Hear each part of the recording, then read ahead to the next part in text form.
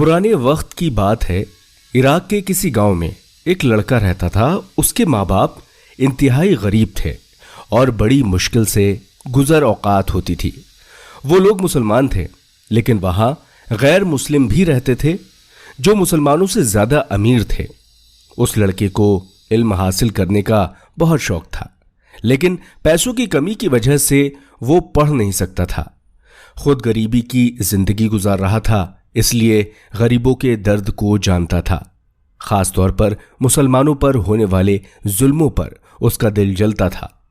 जब गांव में गरीब लोगों को गरीबी की हालत में बिना इलाज के मरते देखता तो अल्लाह ताला की बारगाह में दुआ करता, ऐ मेरे मालिक, तू मेरी मदद फरमा कि मैं एक मसीहा बन जाऊं और इन गरीब लोगों की मदद कर सकूं। लड़का जब बूढ़े माँ बाप की हालत को देखता तो मदरसे से आते ही उनके साथ काम में जुट जाता। दिन रात अपने माँ बाप की खिदमत में लगा रहता, उनके साथ खेतों में काम करवाता। लेकिन जिस तरह दुनिया मोमिन के लिए एक कैद खाना है, उसी तरह उस लड़के का भी इम्तिहान लिया गया कि उसने जो मांगा था वो इतनी आसानी से उसे मिल नहीं सकता था। एक दिन ऐसा हुआ कि उसके माँ बाप खेतों में काम कर रहे थे। वो अचानक बेहोश हो गए। लोग बेहोशी की हालत में उन्हें घर लेकर आए। उस लड़के के हाथ पैर फूल गए।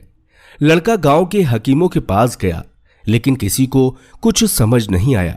ना ही किसी ने यह बताया कि इनके साथ क्या हुआ, माजरा क्या है। वो बोले, शहर जाओ, वहां इलाज करवाओ। उसके पास तो फूटी कौड़ी भी नहीं थी।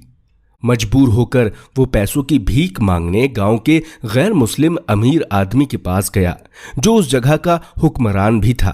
लेकिन उसने उसे हकीर जानकर उसे अपनी हवेली से निकाल दिया कि तुम मुसलमान जमीन के कीड़े हो, तेरा काम क्यों करूं मैं। मुसलमानों से वो नफरत करता था। गैर मुस्लिम अमीर आदमी की ये बात सुनकर उसका दिल बहुत दुखा।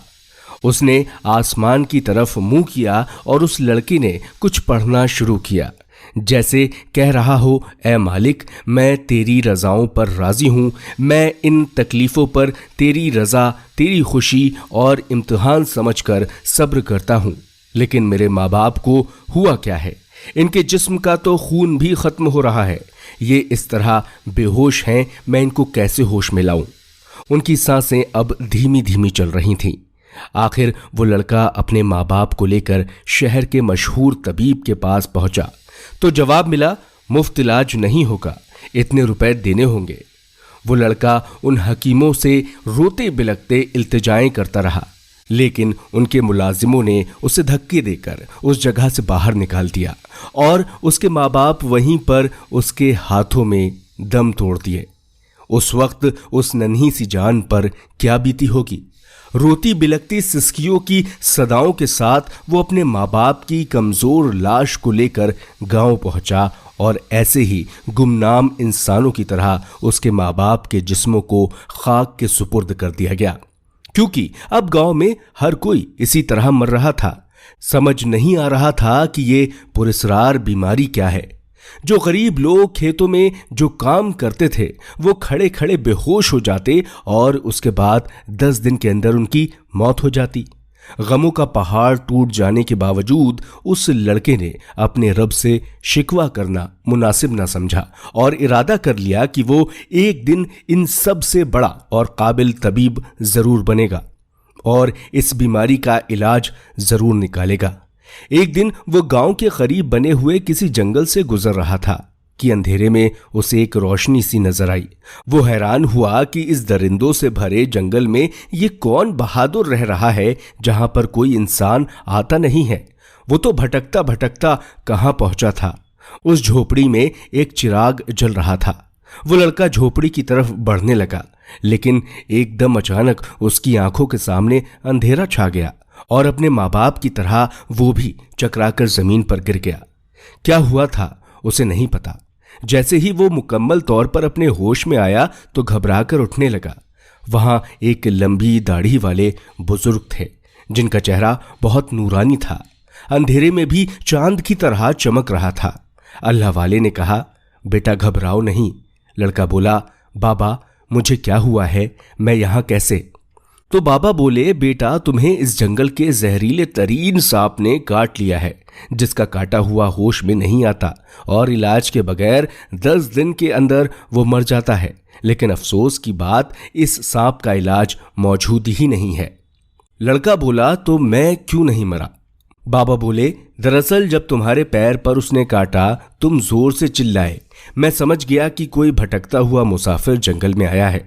बस मैंने फिर तुम्हें उठाया और तुम्हारे जख्म पर जड़ी बूटी लगाई, तुम्हें रस पिलाया और रात भर अल्लाह ताला के हुजूर सजदा रेज रहा। ये खास अमल मैंने किया। ये खास अमल की वजह से अल्लाह पाक ने तुम्हें शिफाए कामिला दी। अब तुम बिल्कुल ठीक हो अल्लाह के करम से। वो लड़का एकदम खुश हो गया। उसने कहा, इसका मतलब आप इलाज जानते हैं, यानी आप कोई हकीम तबीब हैं। बुजुर्ग बाबा ने कहा, हाँ बेटा, मैं यूनान से आया हूँ और एक हकीम हूँ। मुख्तलिफ जंगलों में जाकर पेड़ पौधों और झाड़ियों जंगली बूटियों पर अमल करके इलाज ढूंढता हूँ, फिर दुआ करता हूँ तो अल्लाह पाक उस मरीज को शिफा दे देता है। लड़का कहने लगा, तो बाबा आप मुझे अपना शागिर्द बना लें। ये कहकर वो रोने लगा और सारा माजरा कह सुनाया कि किस तरह उसके माँ बाप की मौत हुई है और किसी ने उसकी मदद नहीं की। बाबा ने कहा, बेटा तुम जानते हो तुम्हारे माँ बाप के साथ क्या हुआ है? लड़का बोला, यही तो जानने के लिए निकला था कि आखिर हमारे गांव में ये कौन सी बीमारी फैली है कि खेतों पर जो भी आदमी काम करता है वो मारा जाता है, 10 दिन के अंदर उसकी मौत हो जाती है और उसका इलाज किसी हकीम के पास नहीं होता। बुजुर्ग बाबा बोले, बेटा ये कोई बीमारी नहीं है, बल्कि एक जहरीला नाग तुम्हारे गांव में घुस आया है। वो पलक झपकते गायब हो जाता है। इसी वजह से किसी को नहीं पता चलता कब वो काटता है और कब वो गायब हो जाता है। उसकी जिसामत बहुत बड़ी है, यानी वो सांप बहुत बड़ा है।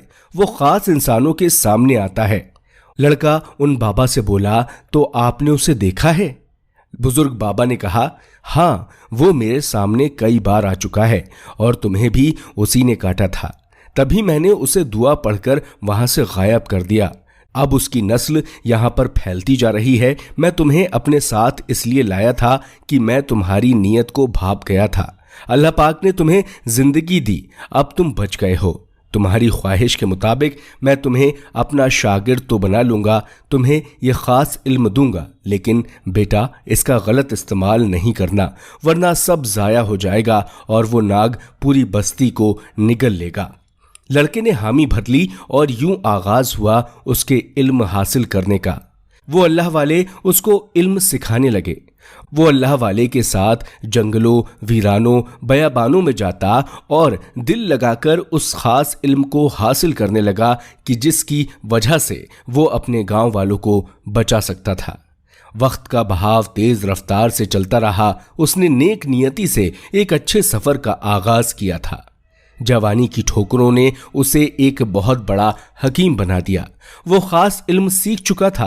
अब वक्त था अल्लाह वाले का इस दुनिया से जाने का। अल्लाह वाले ने आखिरी वक्त में उस लड़के को अपने पास बिठाया और कहा, बेटा तुम बहुत छोटे थे जब तुम मुझे मिले थे, अब तुम एक नौजवान बन चुके हो। मैं ये इल्म तुम्हें सौंप चुका हूं, लेकिन एक आखिरी बात तुम्हें बताने वाला हूं कि मेरी मौत के बाद तुम अपने गांव जाओगे और वहीं जाकर तुमने अपने लोगों का इलाज करना है। इलाज कैसे करना होगा ये मैं तुम्हें बता चुका हूं। बस दिल में लालच नहीं लाना, बदले का ख्याल नहीं लाना। चाहे कोई दुश्मन भी तुम्हारे पास इलाज करवाने के लिए आए, तुम्हें इलाज करना है। फिर बाबा ने उससे कुछ ऐसे राज व नियाज की बातें की जिससे उसकी आंखें खुल गईं। अब वो अपने गांव वापस आ चुका था। उसने लोगों का इलाज करना शुरू कर दिया। जो लोग उसके पास आते वो बच भी जाते और अल्लाह ताला उसकी दुआ में उन्हें शिफा भी देता। अल्लाह ताला ने उसे इतनी इज्जत दी कि लोग उसे पहचानने लगे। ये बात उस गैर मुस्लिम अमीर आदमी के पास भी पहुंची थी, लेकिन वो किसी मुसलमान को पसंद ही नहीं करता था। और अब तक नौबत नहीं आई थी कि वो किसी मजबूरी के तहत उस हकीम के पास जाता। वो माँ बाप को खो चुका था, लेकिन अब रूहानी वालिद भी उसे छोड़कर चले गए थे। इसलिए उसने दिल लगाकर लोगों की खिदमत करना शुरू कर दी। गैर मुस्लिम अमीर आदमी उसे मुख्तलिफ तरीके से तंग भी करता था कि वह गांव छोड़कर चला जाए, लेकिन लोगों की तादाद उसे चाहती थी। इसी वजह से वो अब तक उसे गांव से निकाल नहीं पाया था। वो नेक हकीम इस बात पर हैरान था कि वो नाग अब तक उसके सामने क्यों नहीं आया। उसने उसके डसे हुए का इलाज तो कर दिया था, लेकिन वो नाग उसके सामने आता तो वह उसका खात्मा भी कर देता। अब तक ये नौबत नहीं आई थी।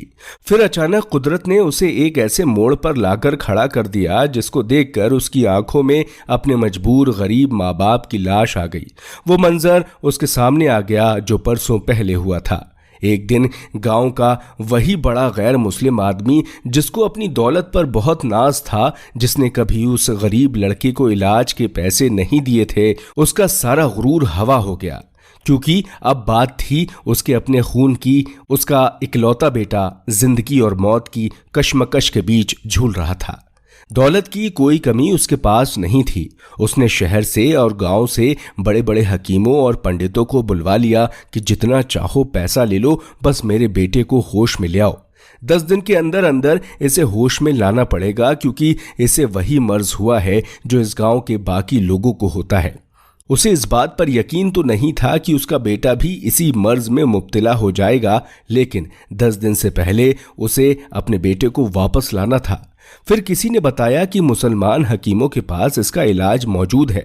मजबूर होकर मुसलमानों के पास वो आया, बड़े बड़े हकीमों को दिखाया, लेकिन अपनी समझ और इल्म से ये तो जान लिया कि उसके बेटे को भी जहरीले नाग ने डसा है। 8 दिन तो ऐसे ही गुजर गए थे, अब 2 दिन बाकी थे। उन्होंने अफसोस का इजहार किया और कहा, अफसोस हम इसे नहीं बचा सकते। तो वो गैर मुस्लिम जो अब तक किसी के सामने झुका नहीं था, अपने बेटे की खातिर मुसलमानों से कहने लगा, आप मुसलमान हैं, एक अल्लाह को मानने वाले हैं, उससे दुआ करें। तो वो हकीम कहने लगे, इसका इलाज मुमकिन नहीं है। गैर मुस्लिम आदमी बोला, अपनी औलाद की मोहब्बत में मैं सब कर सकता हूँ। तो वो मुसलमान हकीम कहने लगे, हमने कहा ना कि आप अपनी सारी दौलत भी दे दे, हम आपके बेटे को ठीक नहीं कर सकते। इसका इलाज एक अल्लाह वाले कर सकते थे, लेकिन सुना है कि अब इस दुनिया में वो नहीं रहे। हाँ, एक शागिर्द है उनका जिसको वो अपना अमल सिखा कर गए हैं।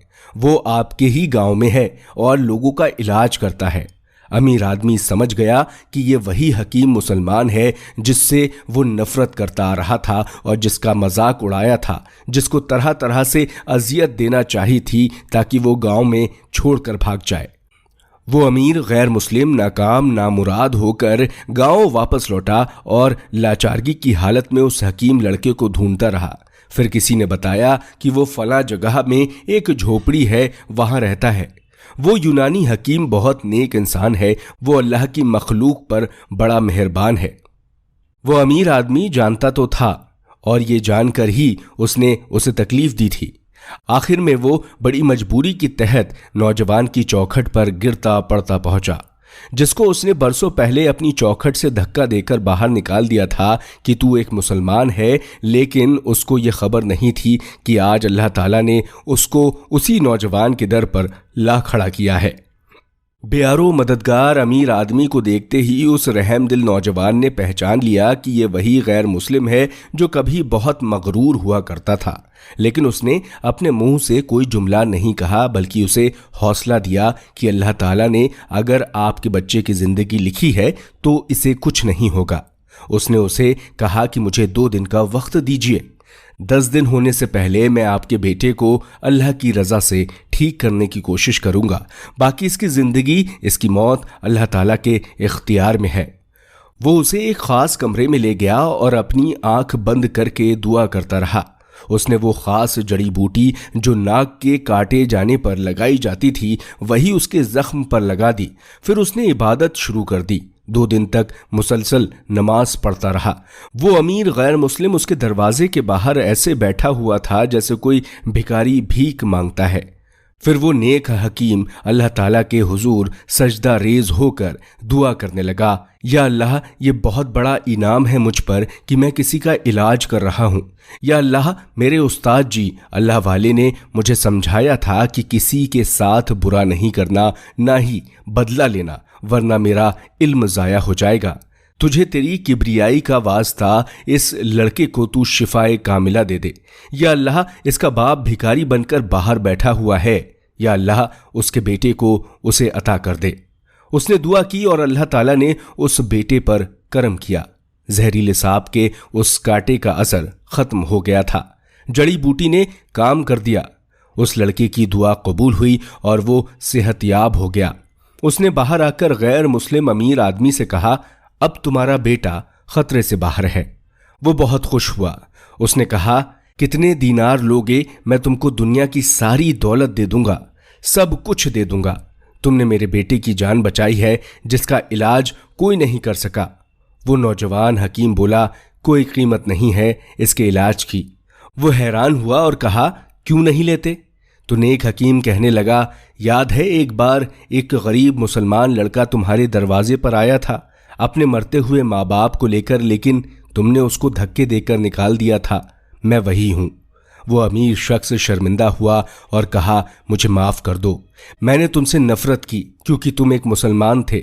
उसी नाग ने आज मेरे बेटे को डस लिया, लेकिन हमें उस नाग को भी इस जगह से निकालना होगा।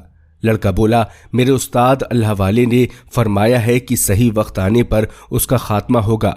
जब तुम्हारे गांव का एक अमीर आदमी मुसलमान हो जाएगा, वो सबसे अमीर आदमी है और लगता है वक्त आ गया है। गैर मुस्लिम अमीर आदमी ने कहा, तुम पहले बोलते तो मैं तुम्हारा सर कलम कर देता कि कभी मुसलमान नहीं होऊंगा, लेकिन आज तुम मुझे कलमा पढ़वा दो और उस नाग का खात्मा कर दो। नेक लड़के ने उस गैर मुस्लिम को कलमा पढ़ा दिया। गांव के और लोग भी कलमा पढ़कर मुसलमान हो गए और वो नाग ताक में बैठा था कि वो किस पर हमला करे। वो गांव में दाखिल हो गया अपने बाकी नागों के साथ।